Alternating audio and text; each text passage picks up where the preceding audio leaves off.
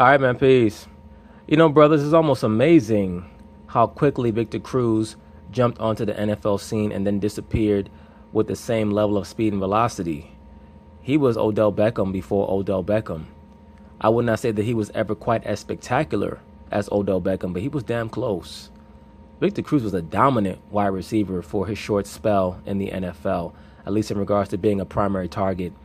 I remember his performance in the NFC Championship game against the San Francisco 49ers when Eli Manning outdueled Alex Smith. It was an extraordinary performance by Victor Cruz. He was everywhere. He was running crossing routes. He was catching sideline routes. He was doing everything. He was extraordinary. And of course, unfortunately for him, not only did he suffer a very debilitating patella tendon tear, which allowed Odell Beckham to replace him as the star wide receiver, he pretty much was never able to regain that level of stardom because he lost a lot of his athleticism after that tear. Well, anyway, now he's been hired by ESPN to act as an NFL analyst, and he's going to give his take on Eli Manning, who I believe is one of the most enigmatic characters, not just in the NFL's history, but in sports history. Because Eli Manning is almost like that trust fund kid that was actually able to build his own multi-billion-dollar business on his own. So anyway, they're going to talk about it, and I'm going to chime in. Manning zips one left. Cruz open in the middle of the field. Makes a man miss. Touchdown, Giants! Solves the time. That's another thing. Victor Cruz has some of the great touchdown scores off run after catches that I can remember in recent NFL history. He had multiple plays over a 2-year stretch where he would catch a 10-yard route, whether it be a crossing route, a slant, or sideline pattern, and turn it into an 80-yard touchdown. He reminded me a lot of Jerry Rice in that way.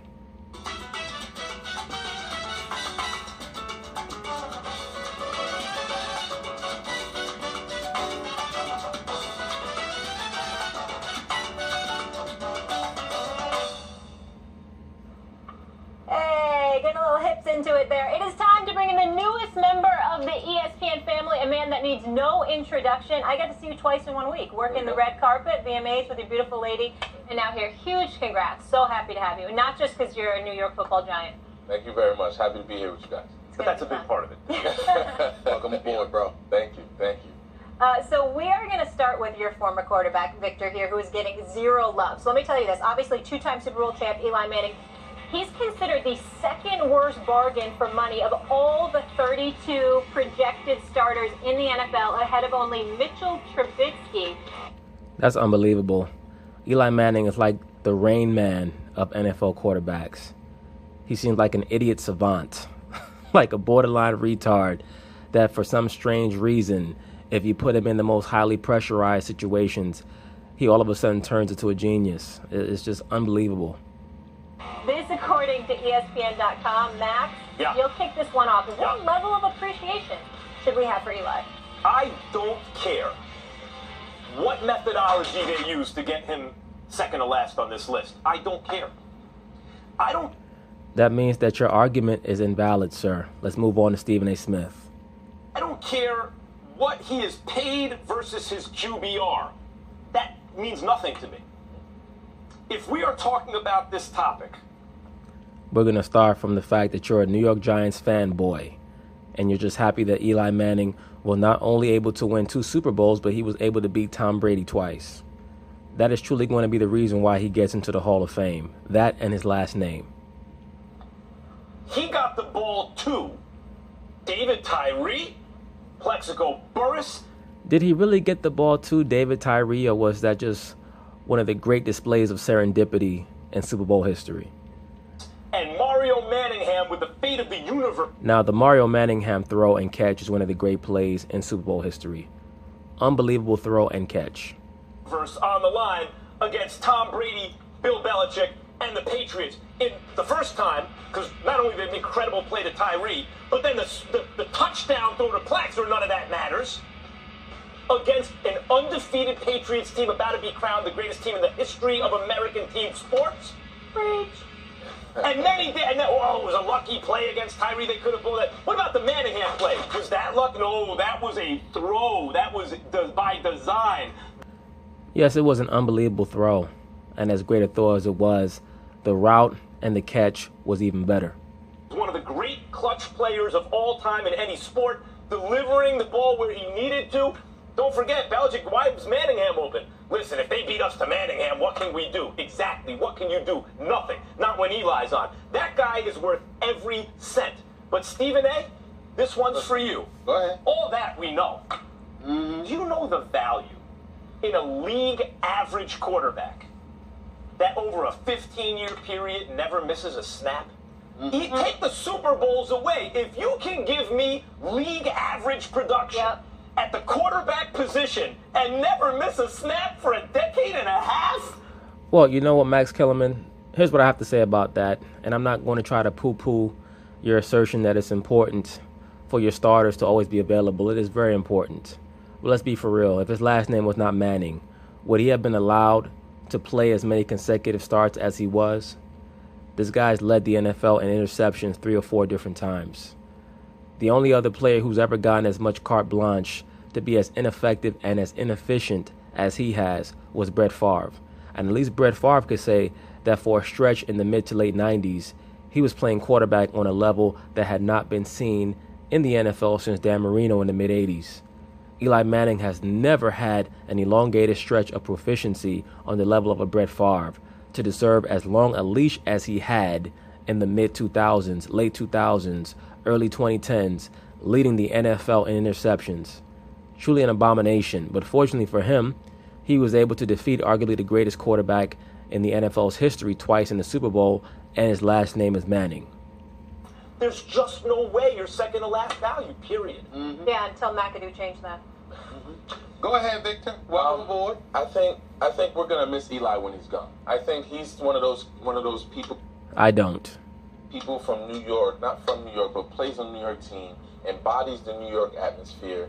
In a league, in a world where a video can be taken and taken out of context, something you do off the field can be taken and blown up. He's never gotten into any trouble. That's not quite true. He had that issue with the autographs and the allegations that he was forging autographs that seems to just have went away for whatever reason.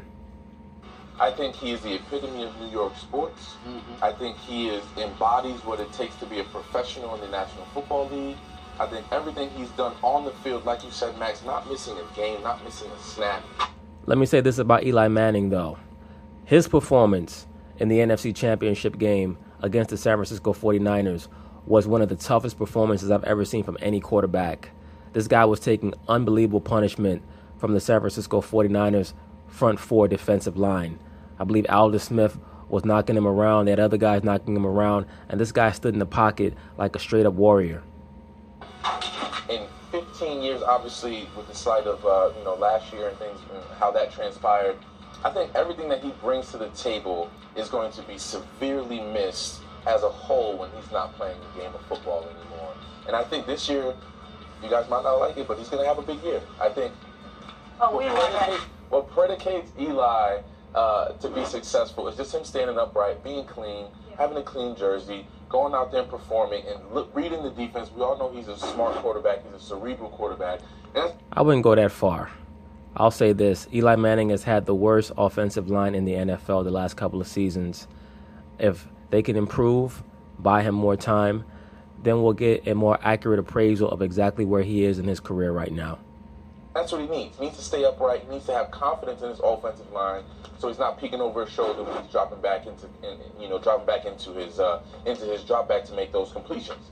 And that's what this is all about. But to have his rating close to Mitchell Trubisky, second to last, I don't care about any of that. I worry about what he's doing on the field, how he's helping our team win, and I think he's primed for a big year. And Stephen, I want to add one thing before you jump in. That he's also, we underappreciate. We used to call him Mr. Fourth Quarter. The comebacks that guy would pull off under pressure, biggest stage, fourth quarters of games. Yes, exactly, and playoffs.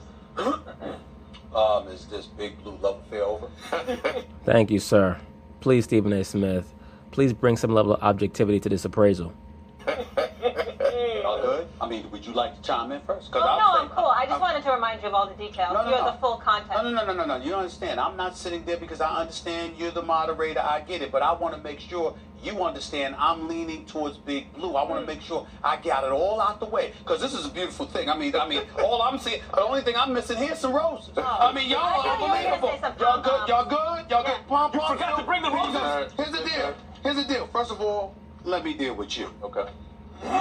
Wonderful to have you aboard, my brother. Appreciate it. Welcome to the big time. Thank you. Because that position was laughable. I'm gonna get on you right now. We gonna start off. This is your initiation right here. So when you go on these other shows, you prepared. Here's the deal. It was laughable. You know why? Because the first thing you brought up was character. Okay. Well, damn it, if it was about character, you'd still be playing and you'd be destined for the Hall of Fame because you're one of the best guys I've ever known. The bottom line is, you know this is about what you do on Sundays, commensurate with the dollars that you're getting paid. You run across a whole bunch of nice brothers. I see you hanging out with a bunch of nice brothers. And you sat up there and looked at them and went like this. Damn, these brothers don't deserve to get this money. But I'm happy they're getting it because you don't want to hate on anybody getting their money. But you knew they didn't deserve more than you. All right, go back to your contract negotiations. You knew. Okay, so let's get that out the way. Now let me get to you, Maximilian, Mr. Emotional. Let's be very, very clear. I want to emphasize that you are right in terms of second to last is utterly ludicrous. I got a whole bunch of people that I put on here before Eli Manning. Dalton, Cousins, Rivers, McCown, Tannehill, Stafford, Flacco, and shoot, my handwriting is bad. Bradford. Here's the deal. All right, that's 8 right there. So I got it. But Stephen A. Smith, I'm not quite sure if Eli Manning is much better or any better than any of those guys that you just named. I know for a fact that he's not better than Phillip Rivers. You name Rivers, there's no way in the world that Eli Manning is better than Phillip Rivers. And I'm not quite sure that he's better than Andy Dalton. Let's be for real. He's had 2 great playoff runs. I mean, I don't want to be one of these hypothetical guys, but you take away those 2 playoff runs, he's been one of the most overrated quarterbacks in the history of the NFL. That's why I call him an idiot savant. The guy just comes out of nowhere and leads these magic carpet rides to the Super Bowl. It's unbelievable. damn, y'all. $266.8 million? That is what that market. Excuse me. Hold on, no. It's not the market, it's his name. It's his name why he got that damn contract. I'm not quite sure if he's better than Sam Bradford either. We're not talking, and I'll deal with you in a second. How much you got? I'm focusing on this man right here. Okay. 266, right? And that's right. It's 133 mil per Super Bowl. Hold on. Worth it. I'm coming to you. You understand? And I don't want to hear anything from you, Molly, but an amen on this. An amen on this. Okay. This man right here, you actually sat there with a straight face and smiled at this man. When? As this man actually sat up there and said, we're not going to take into consideration numbers. When does he not? Thank you, sir. That's why I stated his entire argument is invalid. He basically said he doesn't care about what the empirical data states. He gave a fanboy take.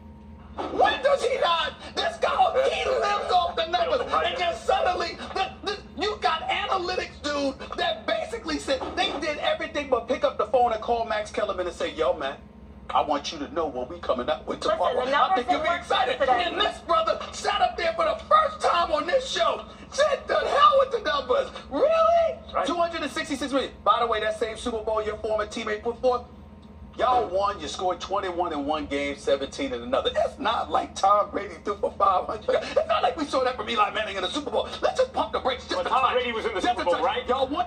Well, let's not take too much credit away from Eli Manning. He did enough to win the game. Everybody knows that in order to beat Tom Brady, especially back in the prime of the Patriots in the late 2000s, at least in regards to their offensive execution, you were going to have a great defensive performance, and they got great defensive performances in both Super Bowls. So that was very fortunate for the New York Giants, and Eli did just enough to win the game.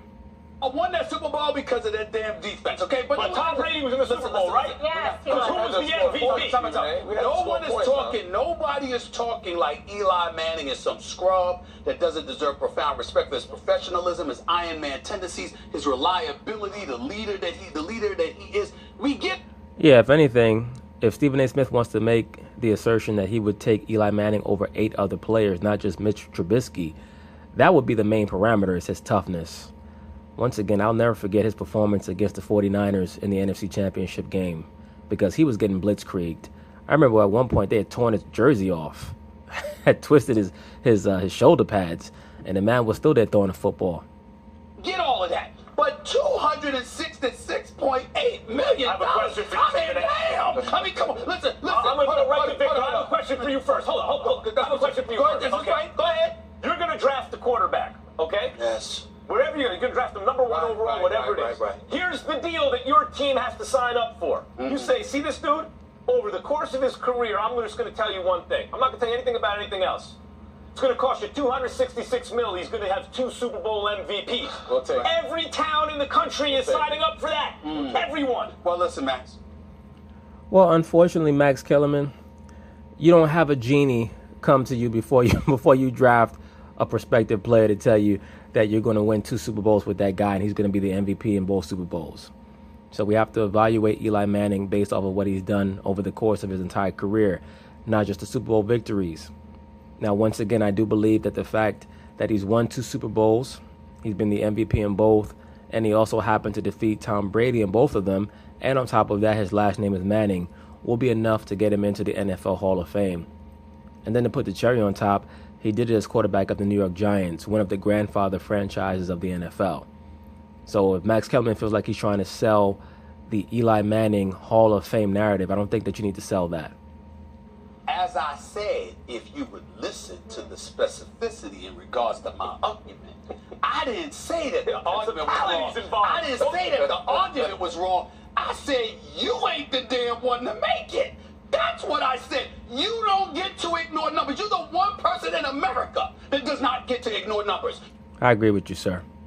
You don't get to ignore the salary. When you bring up the salaries in every argument, all of a sudden you're saying that Ben Roethlisberger he made about $50 million less. He got 2 Super Bowls. Aaron Rodgers got 8 Super Bowls. He made less. Tom Brady's got 4 Super Bowls. He made less. Excuse me, the $266 million that Eli Manning made. Do you realize that the Giants have missed the playoffs 6 of the last 8 years? You would know that, wouldn't you? Wouldn't you? Very well. All right, so we gonna. Right, but once again, the trade-off is that when Eli does make the playoffs, he tends to take them all the way to the house. Even in their last playoff performance against the Green Bay Packers, when Odell Beckham had the drops, Eli was actually throwing the ball very well. It's just something about him being in the playoffs. It seems to activate him in some way. We gonna give me emotion and feeling. What do you think he's here with us for? He knows about that. The most fourth-quarter comebacks. He's 4th in that amongst quarterbacks behind Brady, Roethlisberger, Breeze, and Eli. How does that not count for something? It has to count for something, especially, I think, I'm with you, Max, when it's time to win, when it's time to put this team on his back. And that NFC Championship game in 2011 that I was a part of. I agree. Speak on it, sir. He got knocked down double-digit times. Before you continue with your point, allow me to interject. San Fran? I promise I'm not. I just wanted to throw this out of his helmet. Tom Brady. I just show the pad out. Tom Brady has made $20 million less than Eli, and Aaron Rodgers $127 million. They are underpaid. I'm just saying. He's going to get paid. Aaron Rodgers is about to. Let me also say this. Tom Brady's performance in the AFC Championship game against the Broncos in Denver, the year that Peyton won his second and his last Super Bowl with the Broncos, I believe in 2015.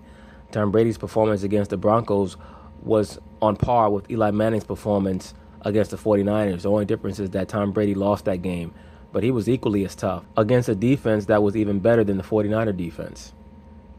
He's about to get paid now. I think that's a timing thing. Quarterbacks and how they get paid, and where the market states they get paid. That's also true. We're talking about value, and the reason I said that they're looking at the wrong numbers, Stephen A., because numbers are just stats. Well, you look at stats. Stats are records of events. These events occurred on the field. That's what I'm looking at. And if you look at them properly, or know how, which fortunately for you I do, this is the relevant info. He is about league average, on a good year a little more, on a bad year a little less, but about league average at a position where league average is very valuable, like point guard in the NBA. He's done it for 15 years. He never misses a snap.